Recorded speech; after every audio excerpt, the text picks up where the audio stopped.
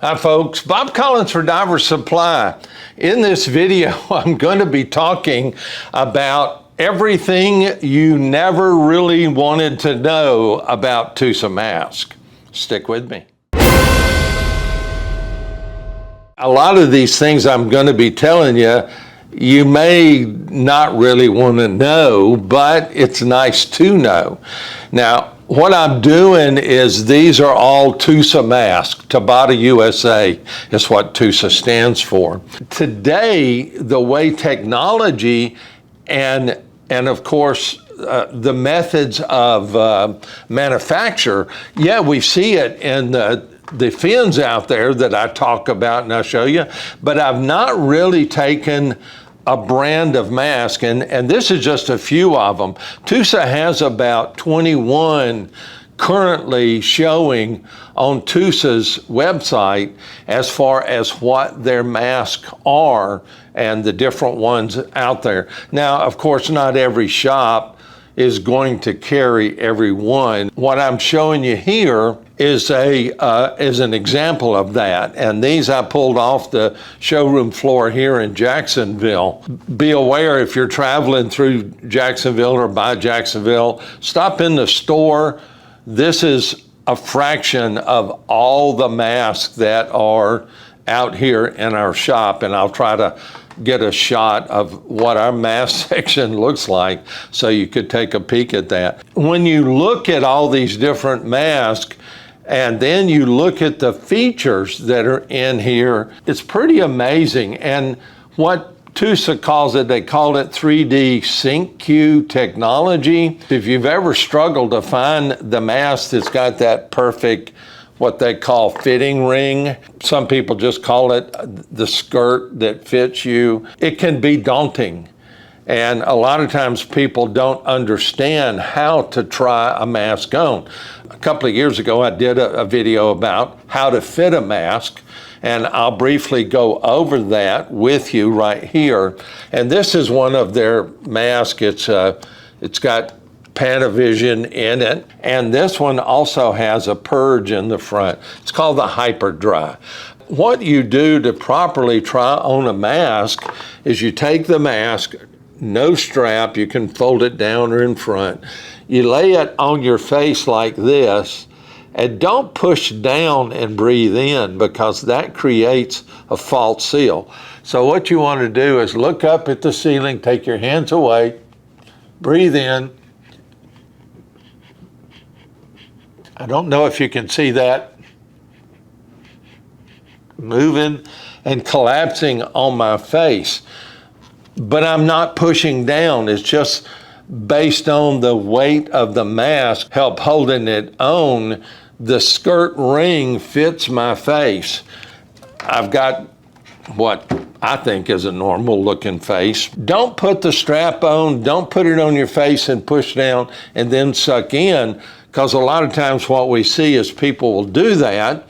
They'll buy the mask, they go out, they're diving with it, and now it starts leaking because it really doesn't fit the contour, and now they start cinching down the strap and it causes wrinkles and it leaks even worse. Of course, some other big things here, and I'm going to talk about a number of different technology developments, and not all of these masks use all of these particular technologies. What they've done is they've tried to look at the buckles, they look at the glass, they look at the construction of the frame. When you look at what they're calling freedom technology, you'll see that word a lot. And what you'll see is, you'll see some things like dimple skirts, like this particular mask. I think we can see right here, you can see dimple skirt right there, and I'll get a close-up of that. In addition to the dimple skirt, you'll see things like what they call comfort or stability ridges. And there's one in this mask right here. And if you were to push in on the edge of the skirt, because of that ridge, it doesn't fold the upper, or what I would say closer to the glass, it doesn't cause that to fold up here. If you keep it the little wrinkle toward the edge, and I'm not talking about a wrinkle this way, I'm talking about a wrinkle this way, then it doesn't necessarily let the mask leak past that little fold. So when you start looking at performance underwater, you want to make sure that it fits, you're not over tightening. A lot of times people will wear their mask way too tight. You'll get some different construction as far as the frames go. And of course you'll see what they call a frameless type mask, where there's not a big heavy frame around the outside like what you see.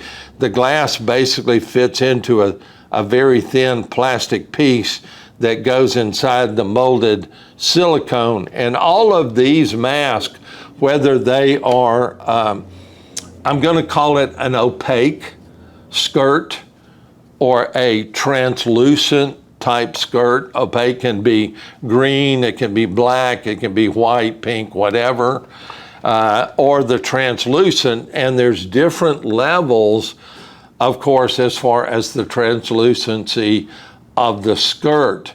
But what TUSA has tried to do with these different features and such is help you find a mask that works best for you. And of course, they fit into different price categories or pricing positions.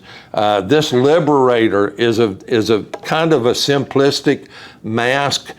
It's really nice because if you wear glasses, you can replace these lenses very inexpensively.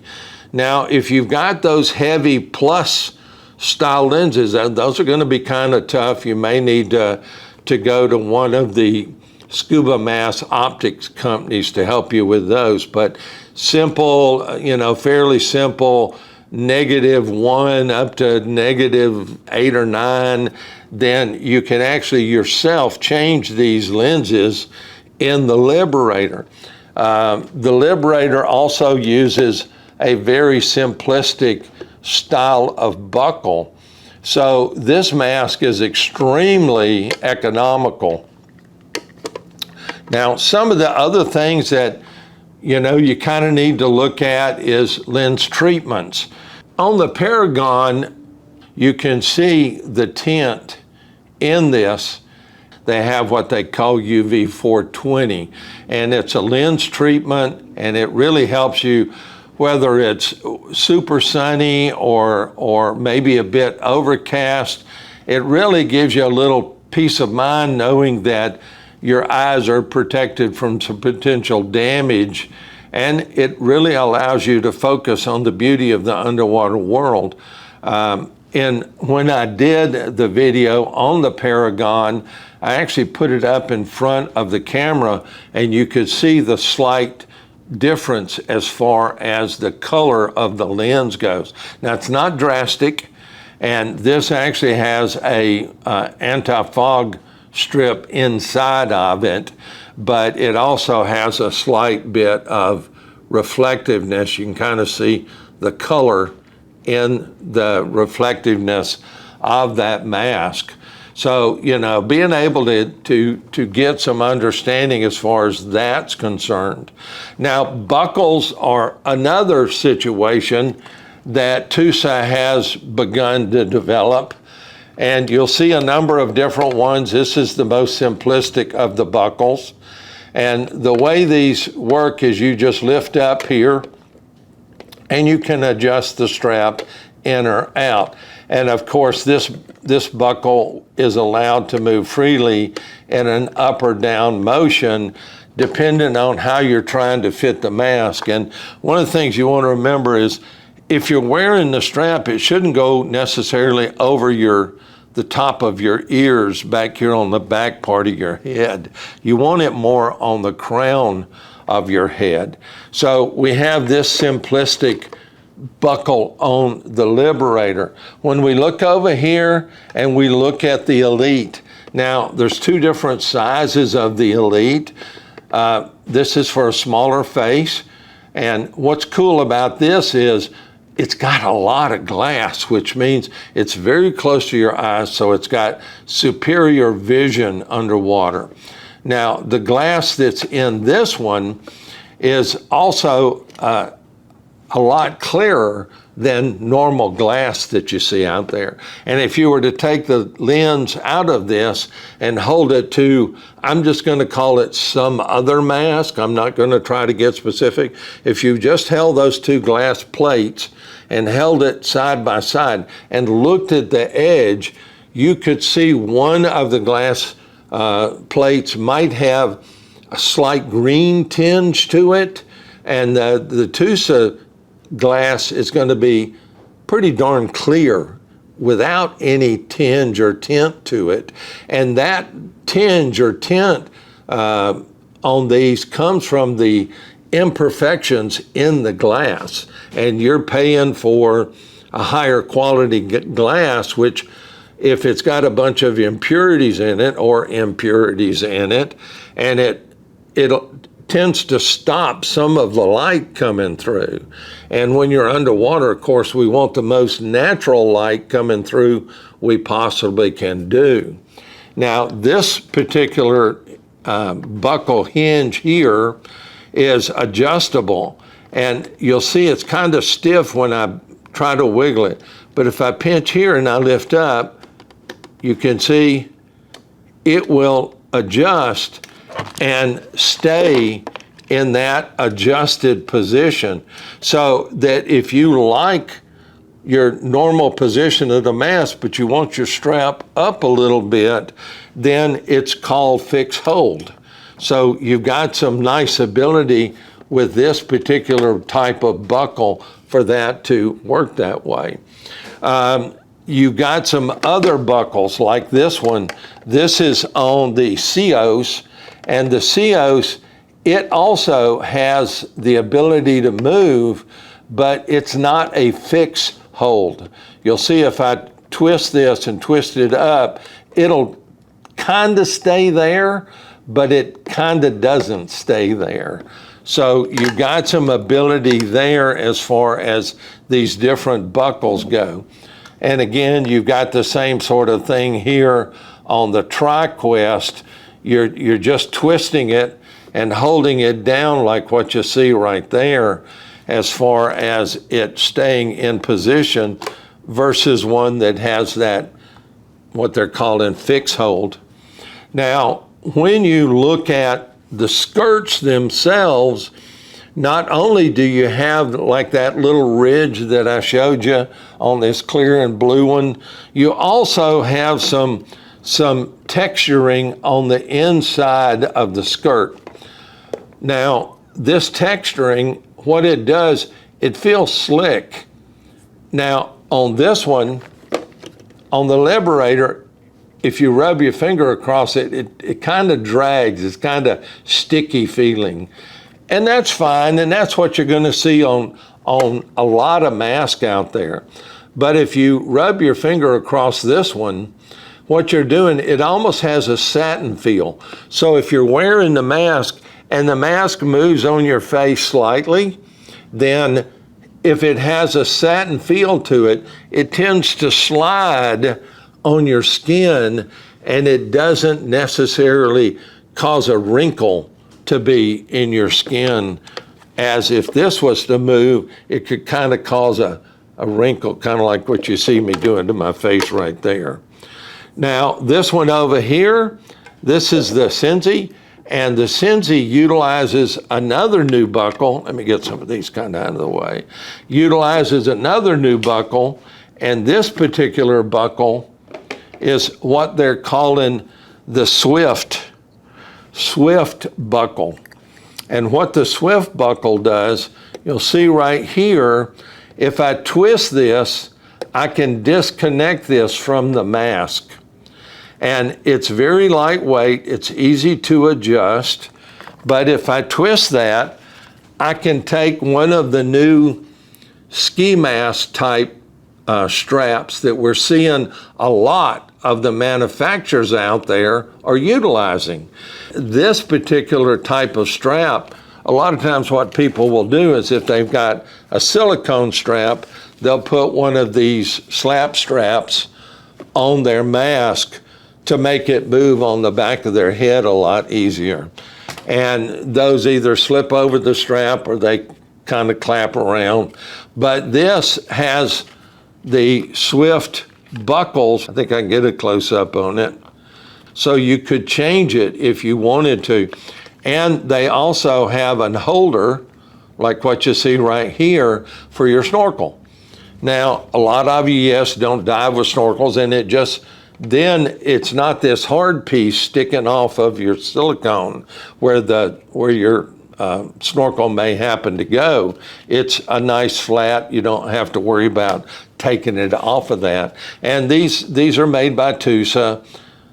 There's a number of different manufacturers out there that some of these will fit some of these different masks. Now, so when you look at the skirt on the Sensi here, you'll see that this portion of the skirt is very thin and very supple. This edge and the inside edge right here have a rounded edge to them. It's not a knife edge. On some of the less expensive masks out there, you're going to see a knife edge. And on a rounded edge, it's more comfortable on your skin.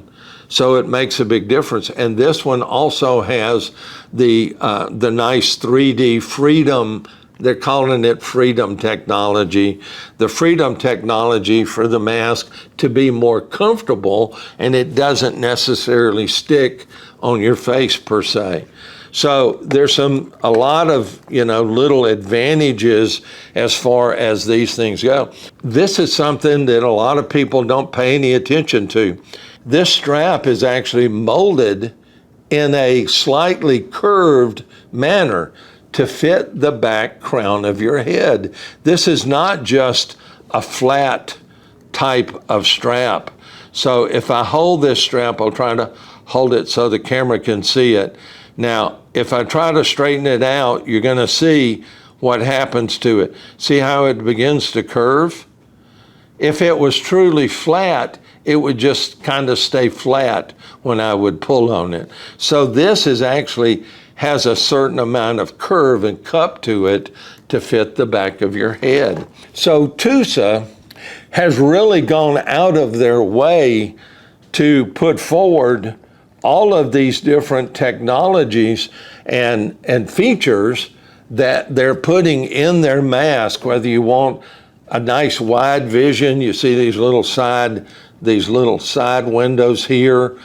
If you wanted a purge valve, a lot of divers out there tend to poo-poo purge valves. I like them because while I'm diving, about every third or fourth breath, I blow a little bit of air out my nose because I like a purge mask. And if I'm diving, I'm usually in this slightly look down. So any water that comes in the mask, it's going to go right here. So if your purge valve is right here, then if I blow out just a little bit, then any water that's collected. Now, of course, as divers, you've all been taught to clear your mask, a partially flooded or fully flooded mask, but this is just one of those little extra things. Like I said, some instructors, some divers don't really like them, and that's okay. There's plenty of masks right here that don't have purge valves. But I wanted to take a few minutes and sit down, make this video.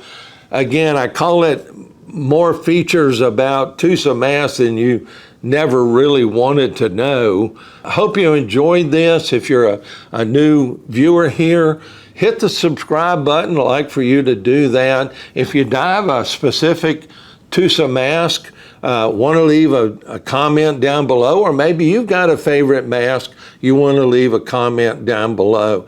Mask and types are just like tennis shoes. Some people like the new OCs, some people are ASICs, some people like Nike, some people, it's all up to you and your pocketbook and what you feel is comfortable. So again, I'm Bob Collins for Diver Supply. Appreciate you watching. See you again soon. As I always say, dive safe out there.